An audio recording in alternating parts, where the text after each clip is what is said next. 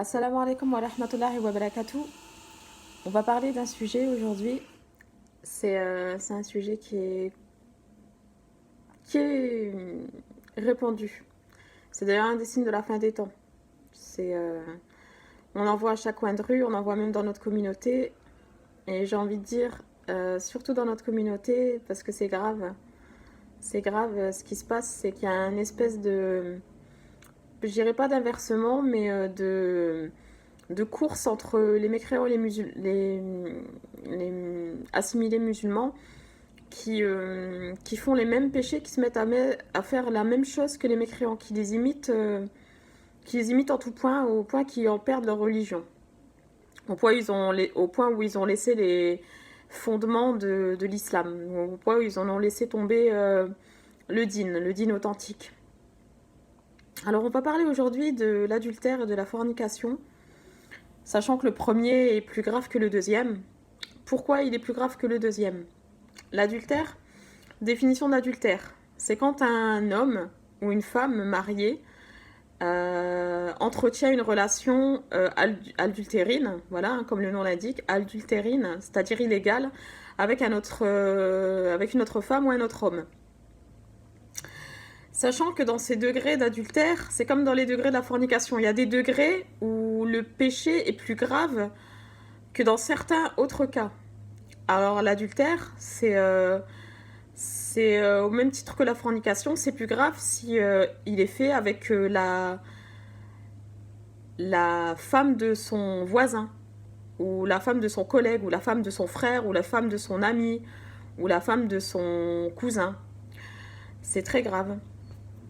La fornication répond aux mêmes règles. C'est très grave de faire la fornication avec la femme de son ami, la femme de son voisin, la femme de son frère, la femme de son collègue de travail. Alors c'est très grave. On en voit dans notre communauté, il y a des familles qui sont ravagées, ravagées par ce fléau. On ne sait pas qui est l'enfant, à qui appartient cet enfant. Admettons que Madame A est mariée à Monsieur B, et que Monsieur B trompe Madame A avec Madame C, alors qu'il a lui-même des enfants avec Madame A.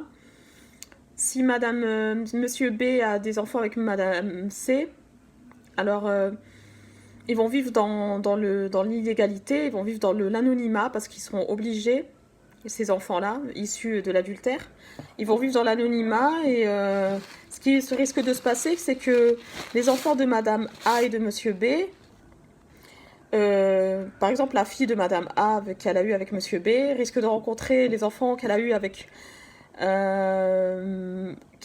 Madame C, et on va dire un garçon, et ils savent pas qu'ils sont frères et sœurs. Alors vous vous rendez compte que et puis ils vont se plaire physiquement, mais ils ne sauront pas qu'ils sont demi-frères et sœurs. Alors vous vous rendez compte des conséquences? Vous vous rendez compte des conséquences de l'adultère? La fornication, c'est très grave aussi.